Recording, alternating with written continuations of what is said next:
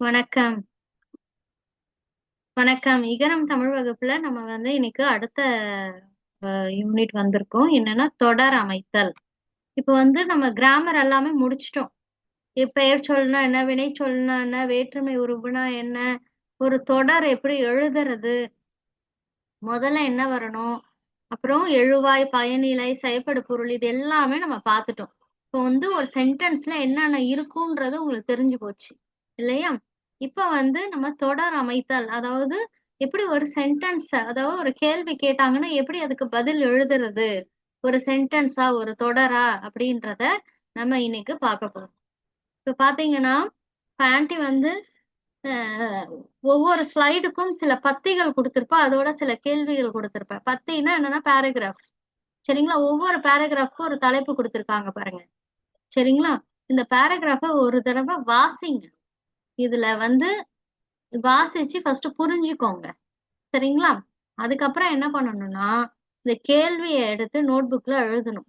எழுதி அதுக்கான பதில் எங்கேருந்து எழுதணும்னா, இந்த பேராகிராஃப், இந்த பத்தியில தான் அதுக்கான விடை இருக்கு. சரிங்களா? இப்ப தமிழில் அச்சிடப்பட்ட முதல் நூல் எது? நீங்க ரொம்ப ஈஸியா என்ன ஃபாலோ பண்ணிக்கலாம்னா, எல்லா வார்த்தைகளும் கேள்வியில இருக்கிறத அப்படியே எடுத்து எழுதுங்க. இப்ப இந்த வினாச்சொல் இருக்கு இல்லையா, எதுன்றது வினாச்சொல், அது உங்களுக்கு தெரியும் ஆல்ரெடி. இந்த வினாச்சொல்ல மட்டும் ரீப்ளேஸ் பண்ணணும். அந்த இடத்துல என்ன பண்ணணும், இதை எடுத்துட்டு அந்த ஆன்சரை அந்த இடத்துல எழுதணும். அவ்வளவுதான். மீதி எல்லாமே இந்த கேள்வியிலேருந்தே நீங்க எழுதுங்க. எந்த இடத்துல அந்த வினா வார்த்தை வருதோ அந்த வார்த்தையை மட்டும் ரீப்ளேஸ் பண்ணிட்டு அந்த இடத்துல ஆன்சரை எழுதணும். ஆன்சரை எங்கேருந்து எடுத்து எழுதணும், இந்த பேராகிராஃப், இந்த பத்தியில இருந்து எடுத்து எழுதணும். சரிங்களா? இப்ப தமிழில் அச்சிடப்பட்ட முதல் நூல் எது?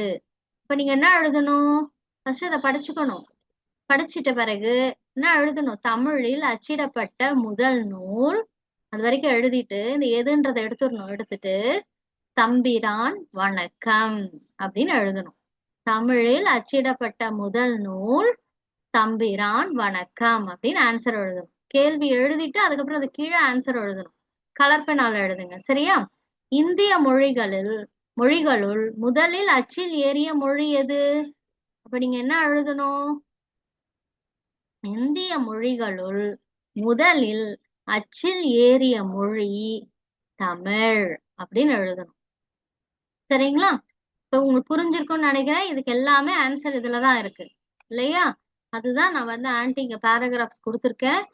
ஏதாவது சந்தேகம் இருந்துச்சுன்னா எனக்கு மெசேஜ் பண்ணுங்க, ஆன்ட்டி கிளாரிஃபை பண்றேன். ஓகே, இதுதான் உங்களோட அசைன்மெண்ட். தேங்க்யூ. நீங்க அந்த பேராகிராஃப் எழுத வேண்டாம், ஒன்லி கேள்வி எழுதி பதில் எழுதினா போதும். Okay, thank you.